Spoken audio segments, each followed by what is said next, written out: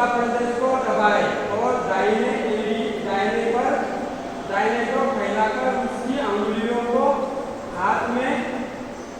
हाथ से पकड़े और कंठ को सिकोड़कर बाहों के मध्य में दृष्टि लगाए रहे। यह महामुद्रा कहलाती है। इसके अभ्यास से यक्षमा, कफ, कोष्ठबद्धता, प्लीहा, बुद्धिजीर्ण, ज्वर तथा अन्य रोग ठीक होते हैं और शरीर स्वास्थ्य प्राप्त करता है। तो क्या करेंगे हम?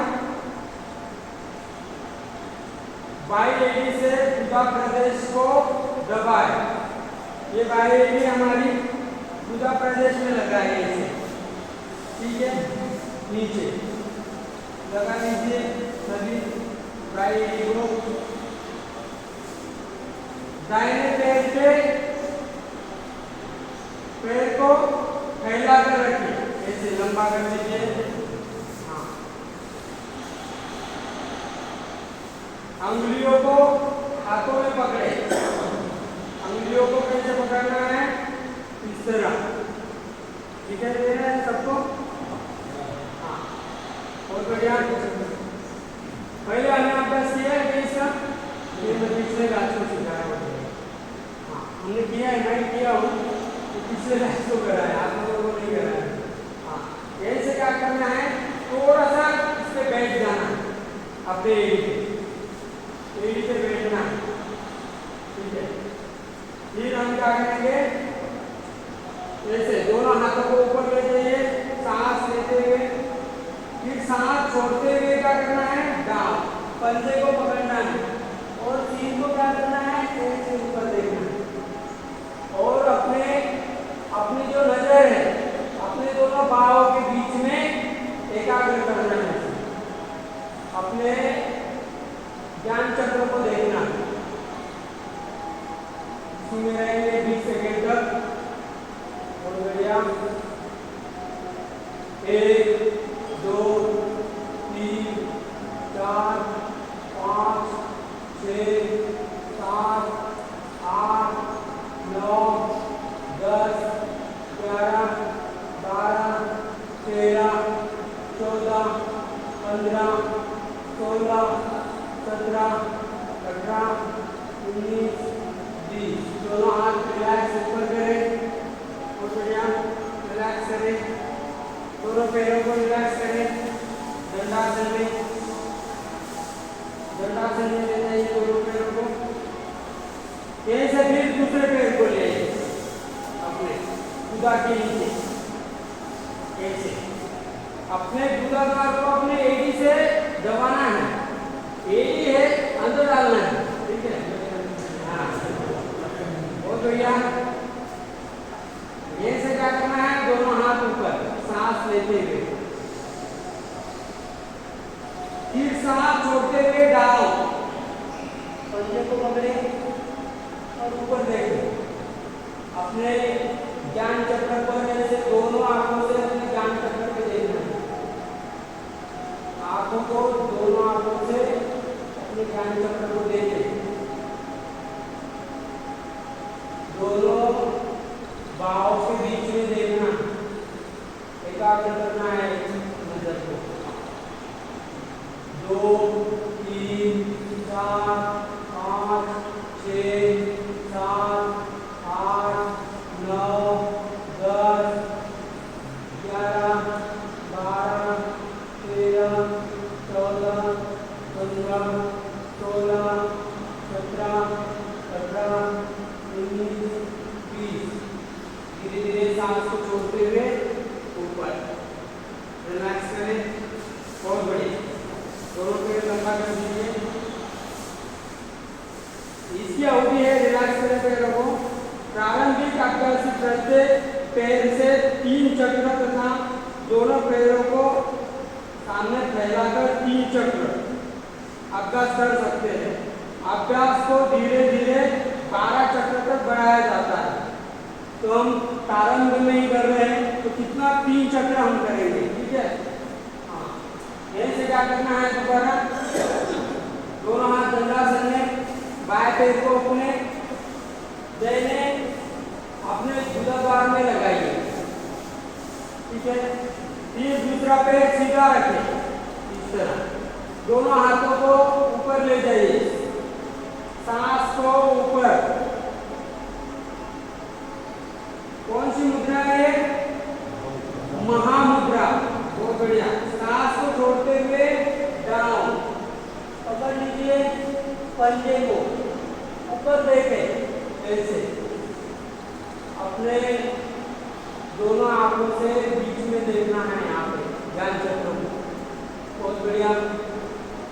नजर को ऐसे घुमा लीजिए बीच में, 1 2 3 4 5 6 7 8 9 10 11 12 13 14 15 16 17 18 19 20।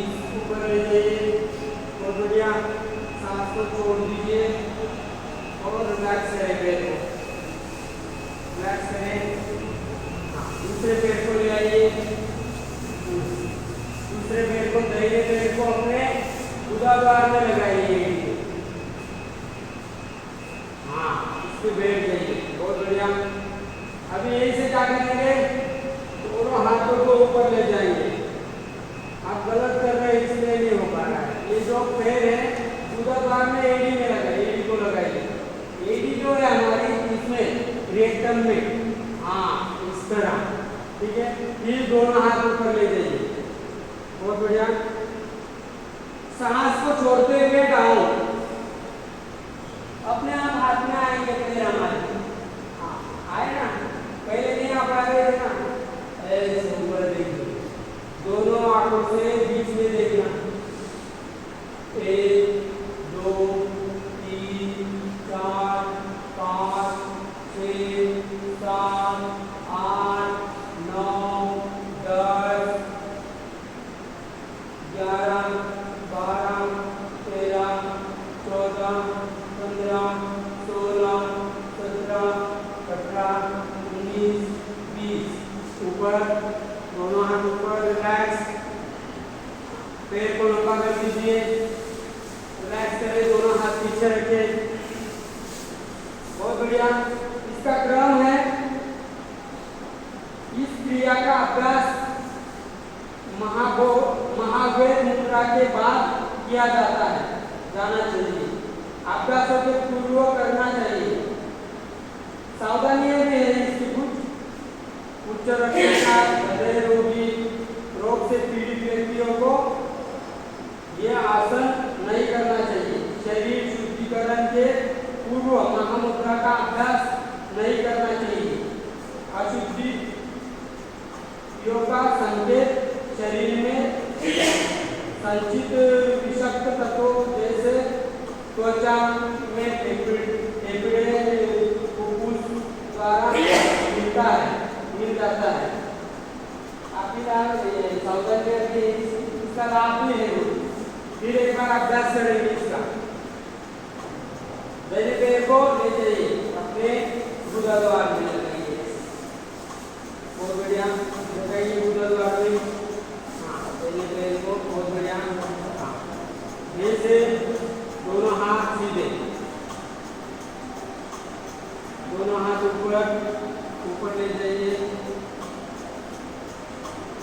डाउन, सांस को छोड़ते हुए अपने पंजों को पकड़े, तीन ऊपर लेके ऐसे, और दोनों आंखों से अपने ज्ञान चक्र को देखें, नजरें जमाए ज्ञान चक्र। 1 2 3 4 5 6 7, आगे खुली रखे। 8 9 10 11 12 13 14 15 16 17 18 19 20। रिलैक्स, ऊपर डाउन, रिलैक्स करें, बंद कर को।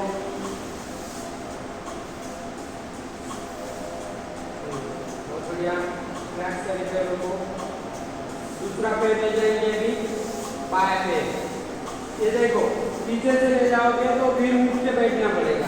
इस पैर को क्या करो, सामने से ले जाओ ऐसे, और फिर इसको ऐसे थोड़ा सा गुदाद्वार में लगा दो, आसान है ना।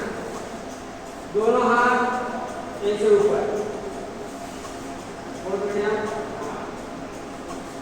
ये सांस को छोड़ते हुए डाल, पर देंगे, नजरें जमाए, बीच में ध्यान रखना।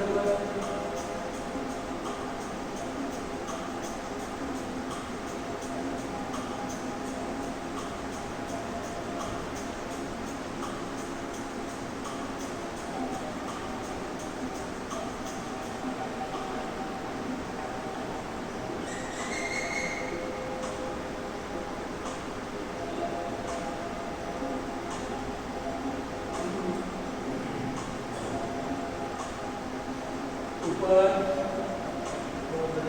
रिलैक्स करें, रिलैक्स करें, दोनों पे नब्बे कर नीचे, रिलैक्स करें, हाथों को पैरों को रिलैक्स करें। काफी काम है, अंतर कुंभक और बहिर् कुंभक में किया जाने वाला ये अभ्यास जिसे महामुद्रा के नाम से जाना जाता है। अगला है नभो मुद्रा।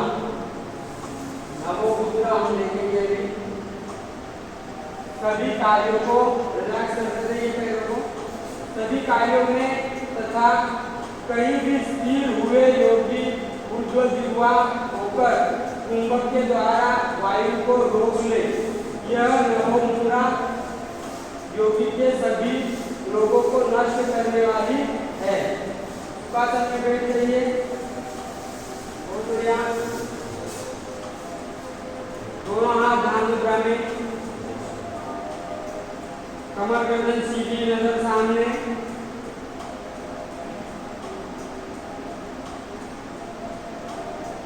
अपने जीवा के ऊपर से होते हुए सांस को अंदर लेना है, कुंभक करना है और फिर छोड़ना है। इसी को नभो मुद्रा कहा है। शुरू करें इसे।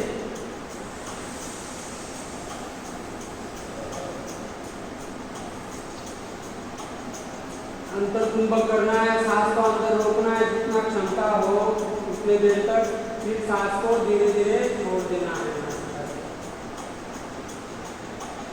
दोबारा करेंगे आप।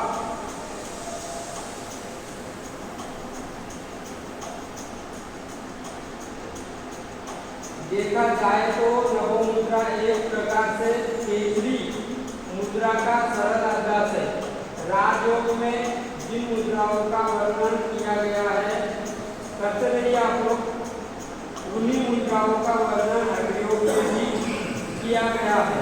लेकिन राजयोग के जो अभ्यास है वे शरीर की सामान्य स्थिति को देखकर बतलाए जाते हैं और हठयोग के अभ्यास शरीर पर जोर देकर शारीरिक अवस्था में परिवर्तन करके किए जाते हैं।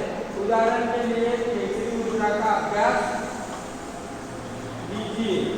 जीभ को उल्टा कर ऊपर के तालू से सटा देना केसरी मुद्रा कहलाती है और यही पद्धति प्रचलित है। लेकिन यदि आप राजयोग की दृष्टि से देखते हैं तो यह नभो मुद्रा का एक अंग है। अभी क्या करेंगे, रिलैक्स हो जाइए। ये जीवा को अपने पीछे लगाने की कोशिश करें जहाँ से हमारा सांस आता है ऐसे, और फिर सांस को क्या करना है, खींचना है ऐसे। पीछे ले जाना है जीवा को और फिर सांस को खींचना है।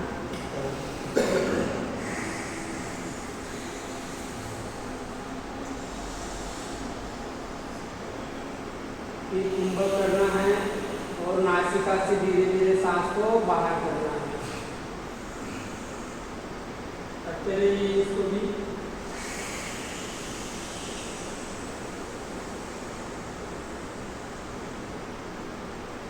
हठयोग के अनुसार केसरी मुद्रा में जीभ को लंबा करके ब्रह्मरंध्र की ओर ले जीभ को लंबा करने की अनेक विधियां बताई गई है, जैसे दोहन क्रिया, जीभ को अंगुलियों से खींचना।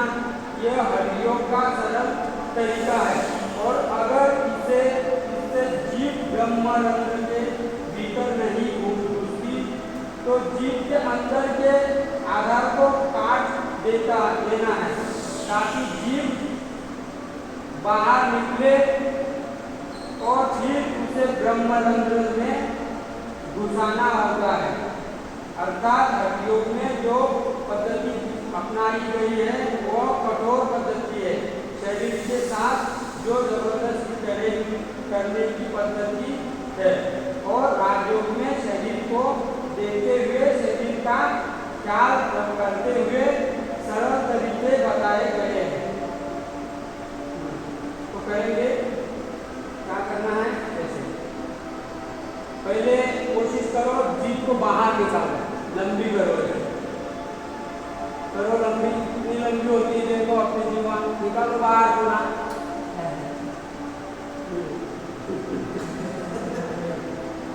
ऐसा किसी की नाक में लगती है, देखो कितना लोगों की लगती है, नाक लगती है किसी की। मेरा क्लासमेट है तो हमेशा जीभ को नाक में लगा। चलो करेंगे और फिर उसको फोल्ड करके पीछे ले जाना है अपनी जहां से सांस आती है, सांस लेना है।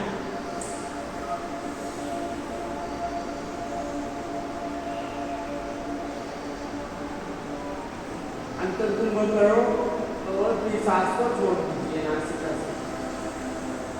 दोबारा जीवा को लंबी करो, रिलैक्स हो जाओ। हाँ, जीवा को लंबी करो, होल्ड करो और अंदर ले जाओ।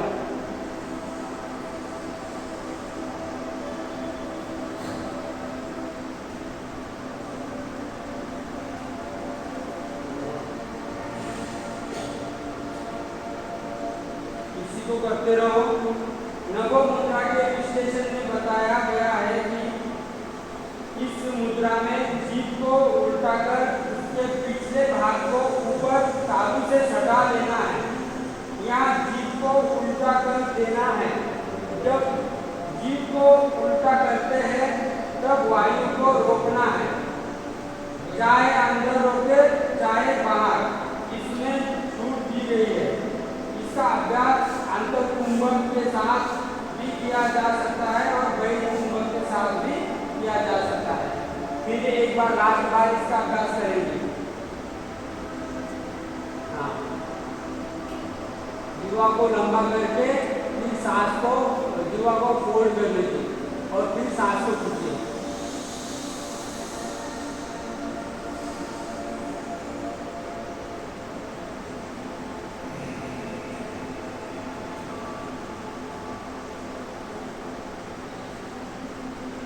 रिलैक्स। देखिए जहाँ से हमारे सांस आती है वहाँ बिल्कुल ऐसा नरम नरम और गरम गरम लग रहा है। वहाँ से पता है क्या होता है, अपने शरीर से एक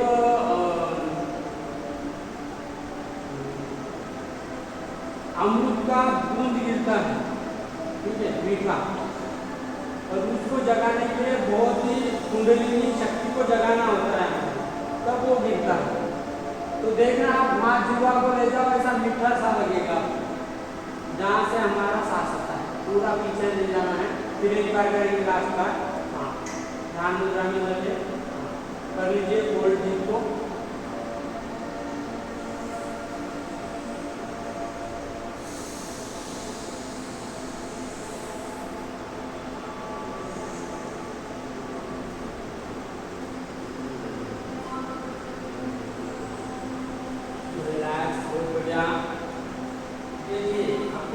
की एक्सरसाइज है ठीक है नहीं, हम कभी ऐसे नहीं करते ना, कभी ले जाते हैं दूसरे चीज को नहीं ले जाते।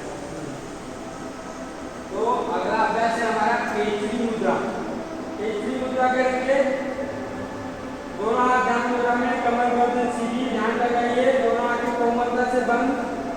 इसका अर्थ है जिह्वा और जिह्वा मूल को मिलाने वाली जो नाड़ी जिह्वा के नीचे है उसका छेदन कर जिह्वा के अग्रभाग का निरंतर चालन करे तथा मक्खन लगाकर दोहन करते हुए लोहे की चिमटी से खींचे। जिह्वा को क्या करना है? मक्खन लगा के लोहे की चिमटी से खींचना है।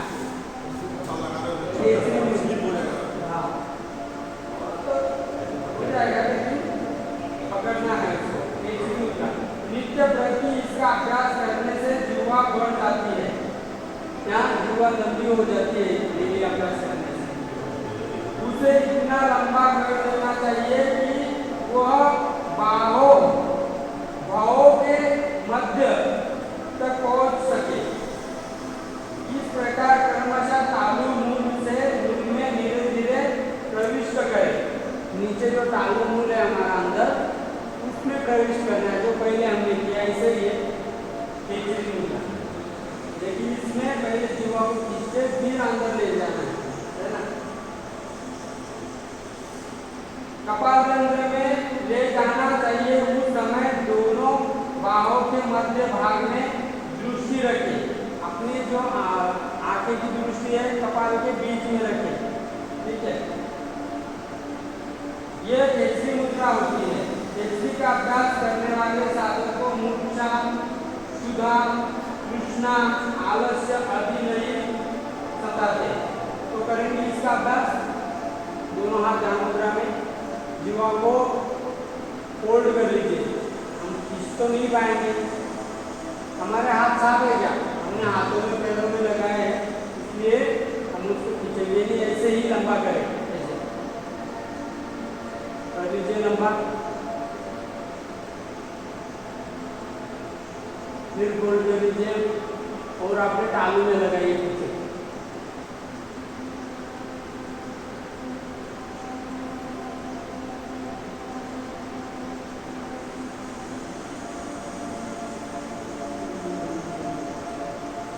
ये है खेचरी मुद्रा। रिलैक्स करें, फिर दोबारा करेंगे। फायदे भी है इससे, बहुत फायदे से समय बर्बाद हो रहा है।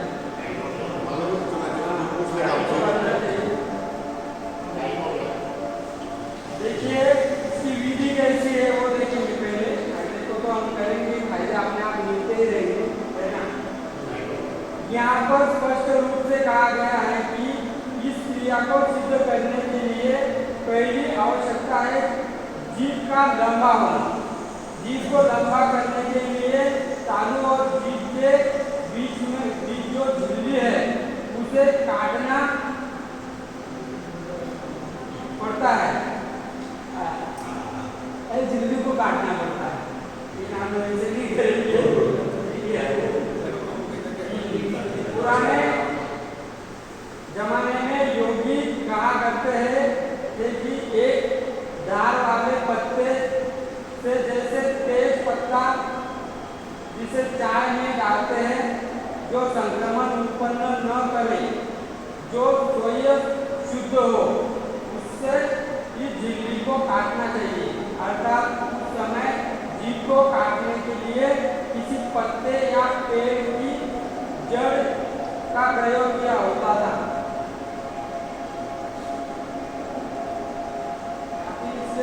और भी बताए गए हैं बहुत चीजें, लेकिन हम काटेंगे देखेंगे नहीं, है ना।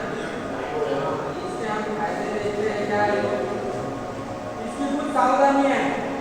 दोनों हाथ ध्यान मुद्रा में, कमर गर्दन सीधी। इसका अभ्यास करेंगे एक बार।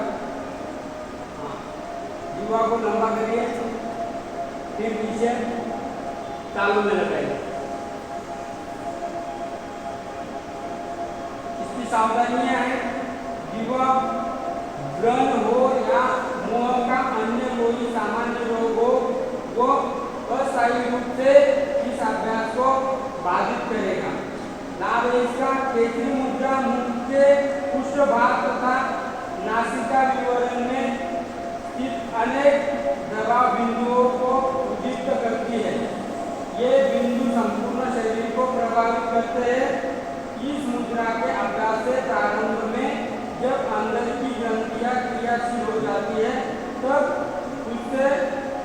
क्षुधा अर्थात भूख प्यास नहीं लगती। इसके उदाहरण ऐसे योगी है जो भूमि समाधि लेते हैं। उस समय वे केसरी मुद्रा का अभ्यास करते हैं। भूमि समाधि लोग क्या? हाँ भाई, भूमि समाधि जो लोग लेते हैं वो लोग केसरी का अभ्यास करते हैं अपने आप अंदर, क्योंकि मरना तो है ही अंदर, है ना। जो भूमि समाधि ले लिया है उसको दबा लिया अंदर जिंदा, तो उस समय क्या करते हैं? केसरी मुद्रा का अभ्यास हो जाता है। तो हमें ये देखना हो जाते हैं अंदर, है ना।